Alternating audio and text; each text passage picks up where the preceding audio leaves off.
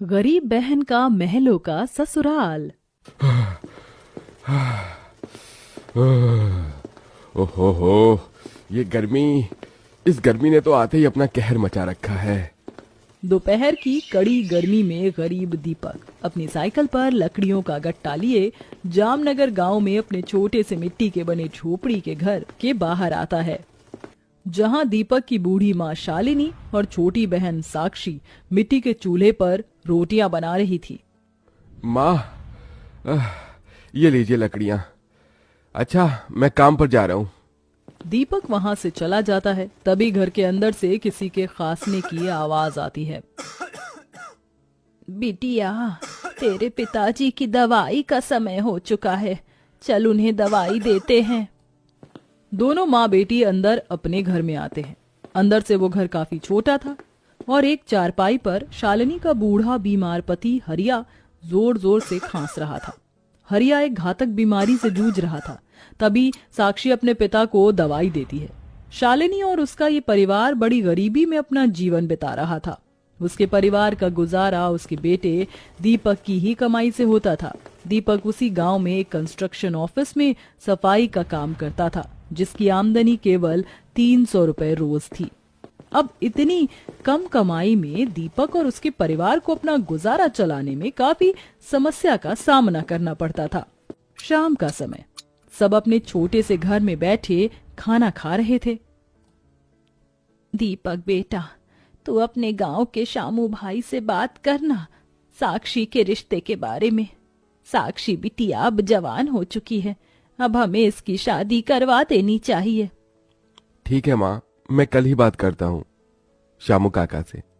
साक्षी की उम्र शादी के लायक हो चुकी है। तभी अगले दिन दीपक उसी गांव के शामू को साक्षी के रिश्ते की बात कहता है, जिसके बाद 2 ही दिन में शामू उसी गांव के अमीर लड़के अजीत का रिश्ता लेकर साक्षी के घर आता है।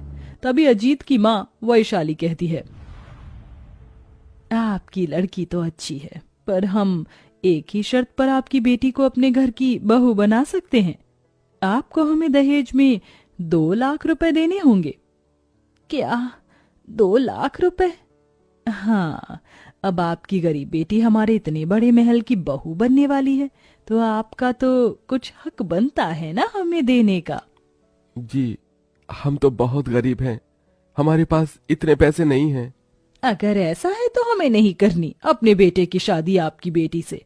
अजीत बेटा, चल यहाँ से। वैशाली अपने परिवार के साथ वहाँ से चली जाती है। ये आजकल के लोगों को भी पता नहीं क्या हो गया है। अब हम जैसे गरीब अपनी बेटियों को शादी में इतना दहेज कहाँ से दे। पिताजी, आप दुखी मत होइए, हमारी साक्षी के लिए इससे भी अच्छा रिश्ता आएगा। इसी तरह दिन प्रतिदिन बीतने लगे। अब गुजरते दिनों के साथ साक्षी को कई सारे रिश्ते आने लगे, पर कोई दहेज की मांग करके रिश्ता तोड़कर चला जाता है, तो कोई साक्षी और उसके माता पिता की गरीबी देखकर रिश्ता तोड़कर चला जाता है। एक दिन शाम में दीपक ऑफिस से पैदल घर की ओर आ रहा था।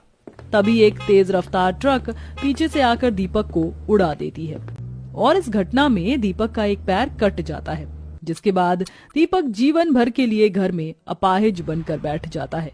कुछ दिन बाद अब दीपक के परिवार के भूखे रहने के दिन आ चुके थे, क्योंकि उनके घर का कमाई पुत व्यक्ति ही अब घर में विकलांग कुर्सी का सहारा बन चुका था। माँ, अब मैं खाना कैसे बनाऊं? घर का सारा राशन तो खत्म हो चुका है। क्या करें अब? पास में तो एक पैसा भी नहीं है और अब तो दीपक भी घर में बेरोजगार बनकर बैठ गया है। एक तो गरीबी चैन से जीने नहीं दे रही थी, ऊपर से दीपक के साथ हुए इस हादसे की वजह से दीपक और उसके परिवार के भूखे रहने की नौबत आ चुकी थी। तभी थोड़े समय बाद दीपक के ऑफिस का मालिक महेश आता है। अरे मालिक, आप आइए आइए। दीपक, अब कैसी तबीयत है तुम्हारी? मालिक, अब ठीक है। दीपक, अब तुम्हारे परिवार का गुजारा कैसे चल रहा है? क्योंकि तुमने तो कहा था तुम घर में अकेले कमाई पोत व्यक्ति हो। हाँ मालिक, इस हादसे की वजह से हमारे ऊपर काफी परेशानियां आ चुकी हैं। पिताजी को देखो, ऐसे बीमार, और घर में कमाई का एक पैसे का जरिया नहीं रहा। तभी महेश की नजर साक्षी पर पड़ती है। ये कौन है दीपक? मालिक, ये मेरी बहन साक्षी है। अच्छा अच्छा, तुम्हारी बहन तो काफी खूबसूरत है दीपक। शादी हो गई इसकी? नहीं मालिक, गरीबी के चलते इसकी भी कहीं शादी नहीं हो पा रही है। दीपक, तुम साक्षी को अपनी जगह भेज दो ना काम करने। मैं साक्षी को अपने ऑफिस में सफाई और पियून का काम दे देता हूँ। साक्षी के काम करने से तुम्हारे परिवार का गुजारा तो चल पाएगा। सबको महेश का उपाय पसंद आता है। भाई, ये ठीक कह रहा है। अब हम कब तक ऐसे ही बैठे रहेंगे? अब जीवन का गुजारा करने के लिए किसी को तो कुछ करना ही होगा ना। दीपक और उसके परिवार के पास अब दूसरा कोई रास्ता नहीं था। अब परिवार का गुजारा करने के लिए अगले दिन से साक्षी उसी गांव में महेश के ऑफिस में आकर सफाई करना, चाय पानी देना, ये सब करने लगी। महेश इस काम के साक्षी को 200 रुपए रोज देने लगा। कई महीने ऐसे ही बीत जाते हैं। एक दिन सवेरे महेश अपने ऑफिस में बैठा था, तभी वहां पायल नाम की लड़की आती है। हाय महेश जी, कैसे हो? अरे पायल, तुम? मेरे होने वाले दूल्हे राजा, कितना काम करोगे आप? थोड़ा समय अपनी इस होने वाली पत्नी के लिए भी निकाल लिया करो। पायल, तुम तो जानती हो ना मुझ पर काम का कितना प्रेशर है। यहाँ सांस लेने की भी फुर्सत नहीं मिलती मुझे। पायल एक मॉडल लड़की थी, तभी साक्षी पायल के लिए चाय लेकर आती है। पायल, ये साक्षी है। ये मेरे ऑफिस में काम करती है। और साक्षी, ये पायल है, मेरी होने वाली मंगेतर। 8 दिन बाद हमारी शादी है। तुम्हें अपने पूरे परिवार के साथ हमारी शादी में आना होगा। जी मालिक, जरूर। साक्षी सफाई करने में लग जाती है। कुछ दिन यूं ही बीत जाते हैं। एक रात साक्षी महेश के ऑफिस से घर जा रही थी, तभी रास्ते में उसे पायल एक अजनबी लड़के के साथ उसकी बाहों में बाहें डाले खड़ी दिखाई देती है। अरे, ये तो पायल जी हैं, मालिक की होने वाली पत्नी।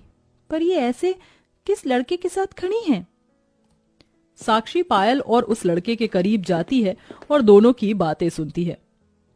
राहुल, बस एक बार मेरी शादी उस महेश से हो जाए, उसके बाद हम महेश की सारी प्रॉपर्टी लेकर यहाँ से बहुत दूर चले जाएंगे। उस महेश की करोड़ों की जायदाद हड़पने के लिए ही तो मैंने उससे प्यार का नाटक किया है।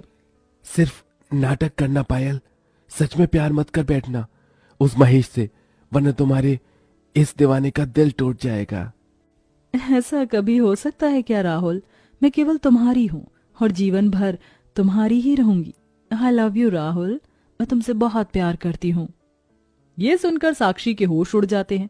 तभी वो दोनों की सारी बातें अपने मोबाइल में वीडियो बनाकर रिकॉर्ड कर लेती है। ये पायल तो मालिक के साथ कितना बड़ा खेल खेल रही है।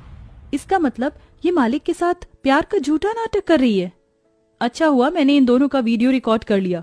मुझे तुरंत ये बात महेश मालिक को बतानी होगी। क्या करूं? मालिक की शादी तो कल ही है।